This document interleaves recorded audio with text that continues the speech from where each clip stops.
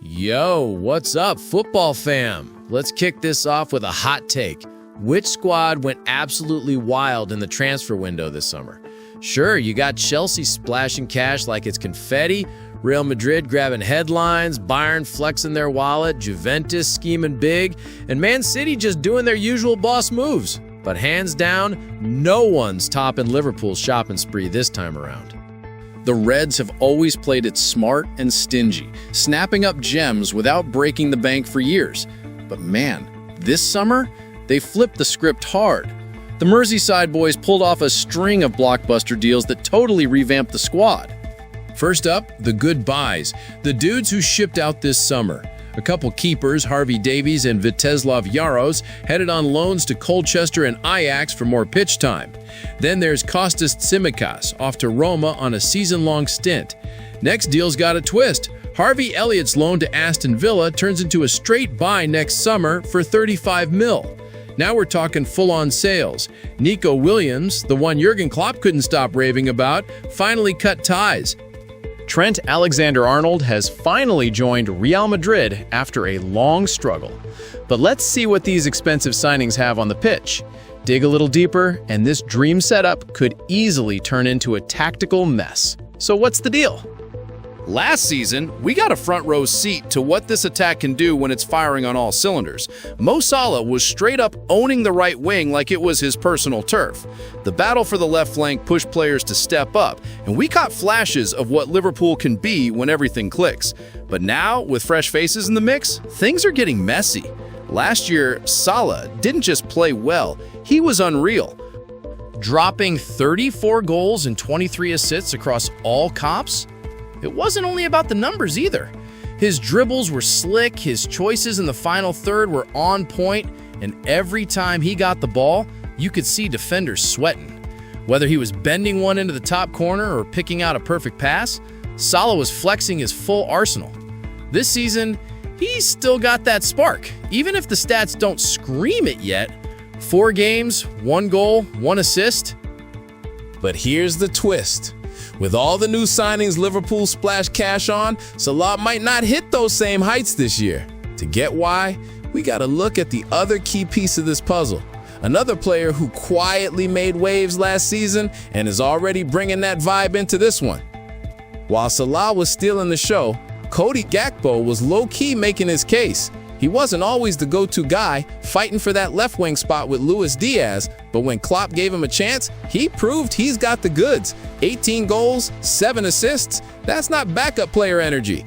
Gakpo's thing was efficiency. He didn't need a million chances to score. He was clean, direct, and gave Liverpool that balance on the left. His off-ball movement was clever, his link-up play with the midfield flew under the radar, and he just kept getting more confident. This season, he's carrying that same fire. 4 games in, 1 goal, 2 assists. Problem is, the new arrivals might throw a wrench in that plan just when he's primed to break out. Now let's talk about the new blood shaking things up. Liverpool didn't just shop for players, they went big to rebuild this attack. First up, Florian Wirtz. Liverpool dropped 116 million euros to snag him from Bayer Leverkusen. That kind of cash isn't for a bench warmer. It's for a guy who's supposed to be the heart of the project. If you've seen Wirtz play the last couple of seasons, you get why. Under Xabi Alonso, he was the engine of Leverkusen's attack. Not just passing it sideways, he controlled the game, took on defenders, and made passes nobody else saw coming. His stats? Wild. Over 43 goals and assists in the Bundesliga at his age? That's next level. But it's not just numbers.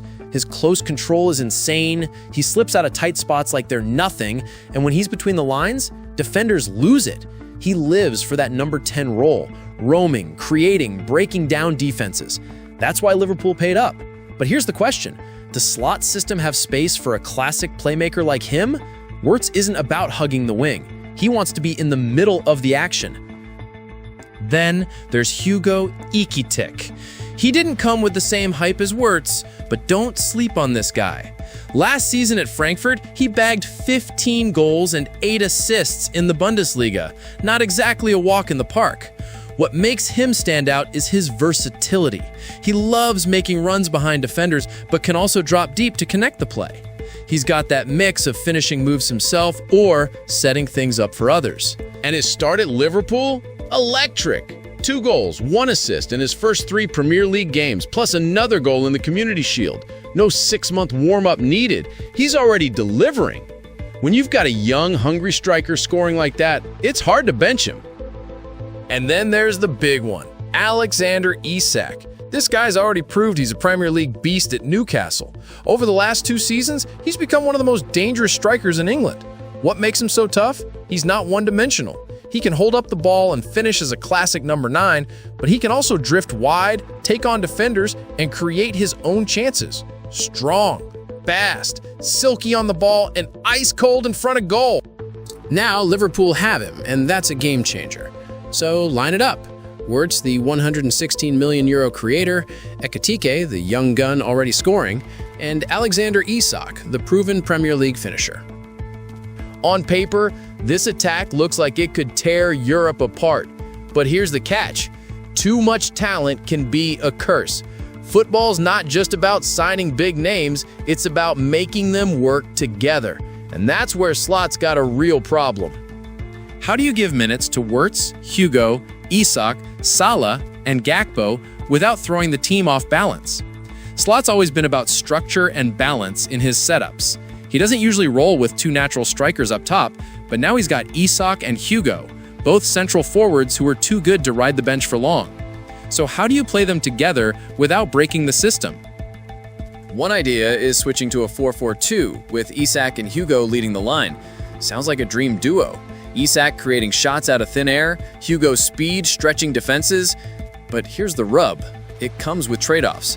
First, it pushes Salah wider and deeper, away from the central spots where he's most lethal. His 34 goals and 23 assists last season didn't come from chilling on the touchline, they came from cutting inside, finding pockets, and linking with the striker. A 4-4-2 boxes him in and could tank his output. Then there's Gakpo. In a 2-striker setup, there's no clear spot for a creative forward like him. He shines drifting in from the left, linking with midfield and sneaking into the box late. Force him wide to keep the shape, and he's predictable. Bench him, and you're wasting a guy who's carrying last season's form. Wirtz is another puzzle. He was signed for 116 million euros to be the creative spark, but a 4-4-2 doesn't really use a classic number 10. Shift him to the left, and sure, he got touches there for Leverkusen, but it limits his ability to roam and run the show centrally. Instead of being the puppet master, he's just another guy on the wing, which is a waste of what he does best. And defensively, 2 strikers up top leave gaps. If Isak and Ekitike are both high, Salah and maybe Wirtz or Gakpo have to drop deep to cover the fullbacks, killing their attacking threat and making the whole system clunky. That's the kind of mess Slot usually steers clear of. Here's the thing. Liverpool already have a system that works. Last season proved it. Salah tearing it up on the right, Gakpo holding it down on the left, and a setup that let the midfield and fullbacks flow into the right spots. Why rip that up just to cram in every new signing? Forcing Isak and Hugo into the same lineup could do more harm than good. It pushes Salah wide, sidelines Wirtz's best role, leaves Gakpo without a spot, and makes Liverpool shakier at the back. Slot knows this. He's not the type to ditch structure just to play big names. The smarter play? Rotation. Lean on Isak when you're facing a parked bus, because he can make something out of nothing. Use Ekitike when you need to exploit space behind defenses, with his runs stretching teams thin. Keep Salah and Gakpo in their proven roles where they can shine. That way, Liverpool don't just have a starting 11, they've got a squad that can adapt to any challenge. That depth is what wins leagues over a long season. It's not about squeezing everyone into one lineup.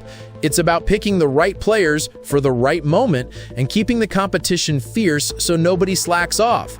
That's Liverpool's real superpower this season. Not some risky 4-4-2, but the ability to swap in world-class talent without missing a beat.